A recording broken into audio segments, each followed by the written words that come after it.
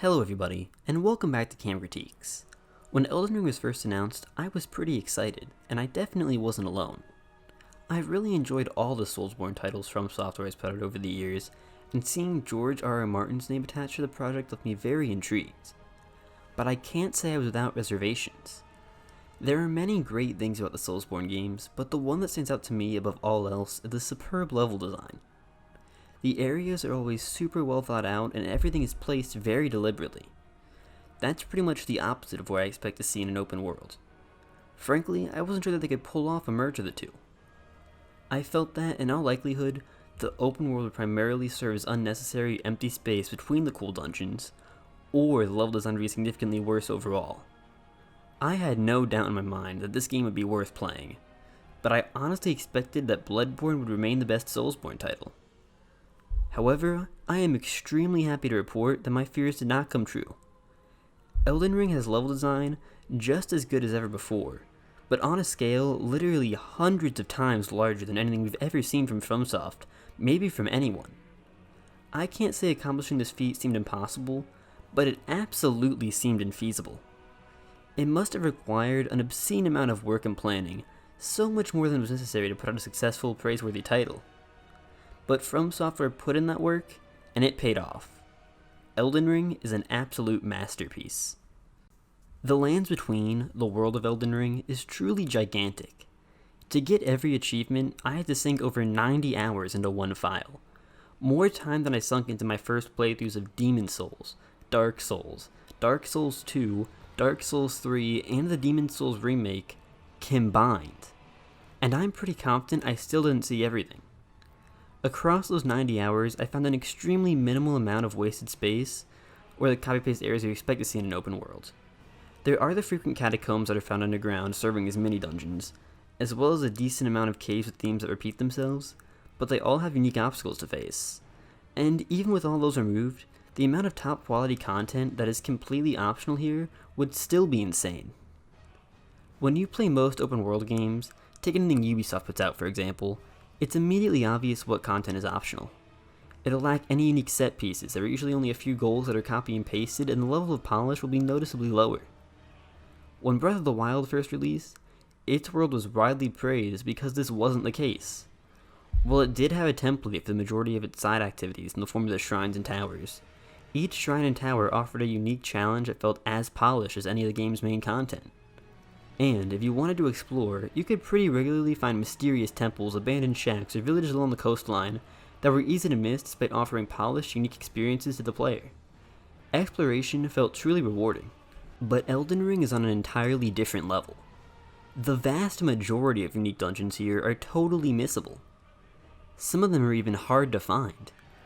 You can stumble into a random hidden wall, and it may lead to a 5-hour-long mega dungeon with unique assets, a unique theme, multiple unique boss fights, and unique mechanics. And this is not an irregularity. Discovery is so fun in this title because I was always left questioning how they made such a cool location totally optional every time I wandered off for even just a few minutes. The way they incorporated Soulsborne's level design into this title is amazing as well. In some of the large dungeons, you see the kinds of layouts you would expect, with winding paths and clever shortcuts.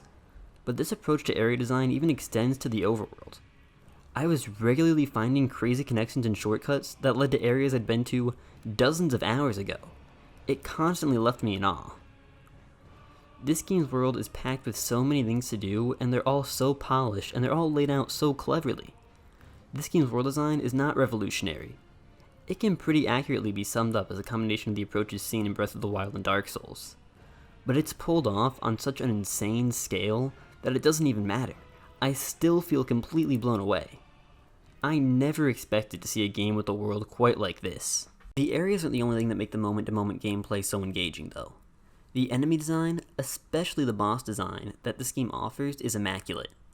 With so many more areas than ever before, I had to imagine there'd be a lower concentration of cool bosses and less enemy variety. And maybe that ended up being slightly true. You do see more bosses and enemies reused than usual. But, even still, the sheer quantity of foes to fight here is ridiculous. There are over 100 unique bosses, more than 6 times the amount you face in Demon Souls. and they're just as great as ever before, with incredibly interesting visual designs and super fun and intense fights. Just look at some of these guys, and look at some of these common mobs. These designs are so good, and there are so many designs on this level.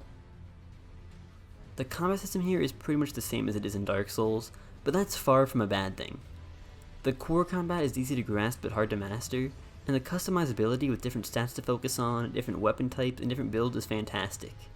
There are so many different ways to play this game, and it's almost certain that you'll click with at least one. It also makes this game super replayable.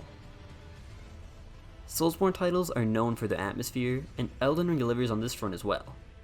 Everything from the soundtrack, perfectly accentuating moments of beauty, intensity, fear, and the like, to the gorgeous stylized visuals, to the often eerie sound design really pull you into the lands between.